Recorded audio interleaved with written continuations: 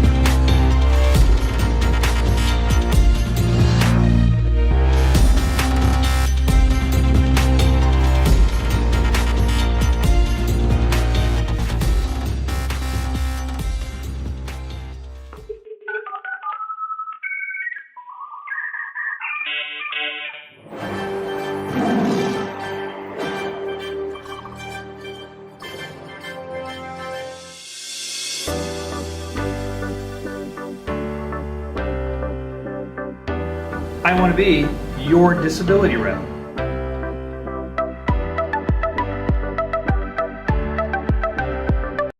And we're back. You know, getting your diagnosis right, that seems like a tall order to put on me, the patient. How do I do that? I mean, the doctor's a doctor, right? Yeah, and really the subject today is more so the making sure that you relay it correctly to Social Security. That's really where the drama comes from this a lot of times. And you know, it's interesting when you go to the doctor for abdominal pain, for example.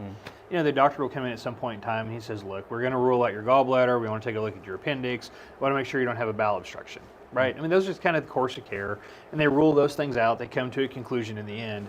And unfortunately, what I see a lot of times is patients will take those rule-out diagnoses and treat them as if it is the diagnosis. Oh. Then they relay that on to Social Security. And so, you know, you go to Social Security and you say, oh yeah, they were talking about my appendix being bad. Well, kind of in transition they were. They talked about it, but only in context of ruling it out. Exactly. Exactly. And you'll see the same thing with, you know, more important things too. The rule out schizophrenia, for example. People will walk away saying, oh, they think I'm schizophrenic. Well, not really. They were ruling that out in kind of the thought process along the way. And where the problem really comes in, Will, is that you then tell Social Security, right, that my appendix is bad, or they think I'm schizophrenic, or the one that I get a lot of times, you'll have knee pain, and they'll say, well, what happens if this knee doesn't quit hurting? And the doctor will say, predictably, well, it might be a torn meniscus. Well, right, you may have to have surgery. There you or, go. you know, someday you may have to have it replaced. Well, you know, when you're 55 or 60, 30 years from now, you may have to have it replaced. But people take that to be immediate. And then they tell Social Security, I've got these things that are wrong with me. When we come back and read medical records, guess what? They're not there. And what happens to your credibility at that point? Yeah, it just goes right in the toilet at that point. It goes right in the toilet at that point. You're coming in and alleging a whole bunch of things that the records don't support, and all of a sudden you have zero credibility. Yeah, so really it's important to understand what that diagnosis is what we're talking about. Yeah, and you know, the interesting thing is you can request your medical records. They'll give you a copy of them for free. I mean, you don't have to be in the dark about what the doctor actually said. But you know, we'll see this pretty often. Here recently, I had a client, abdominal pain, didn't know why, hundreds of visits to the ER, didn't know why. Turns out he was smoking too much weed. If you smoke massive amounts of marijuana, it causes nausea and vomiting. And that was the cause of his. Do you get disability for that? No, not so much. But you know, there was a known cause, and I don't know if it was a matter of maybe he didn't want to accept that was the cause. But a lot of times people are in the dark about what it is that's wrong with them, and then, like I said, they portray it to Social Security in a light that ends up being hurtful to their credibility. Yeah, I imagine that's hard to get through to people because talking to a doctor or whatever, sometimes it's just maybe hard to understand what they're telling you. I'm not sure what the fix is for that. I do know that I have an app for my healthcare network, and every time my health record is updated, I actually get a push notification. It tells me there's been a new record added to your file, and I can go in and look at it. And sometimes it's a little indecipherable, but I have routinely gone into that and looked and say, that's not what I said. You know, they've got saying, well, the patient complains of this.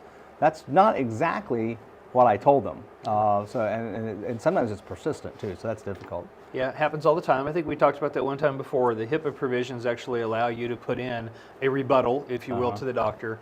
You can force it into your medical record. It's filed with that visit. It's there forever. Yeah. So you can kind of come back and say, no, wait a minute. And I have patients that write up ahead of time, these are the things in which I'm going to talk to the doctor about today. They leave it at the front desk, say, please file this in my records, and then it's always there. And that's one of the ways that we can overcome problems with things that need to be consistent in the medical record, complaints that need to be reiterated over and over and over again. If you're suffering from fatigue, you want fatigue to be part of each and every visit. Well, if you write it down ahead of time and force it in your record, it's there, and your doctor doesn't mishear you or overlook it. Yeah, that's brilliant. Any parting thoughts for us today, Roy? No. Okay. I'm free most days for a while, at least, to talk with new patients, new clients. Happy to do so.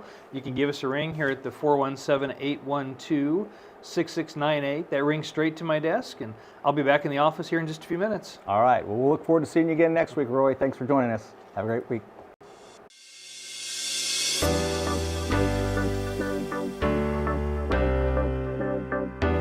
I want to be your disability rep.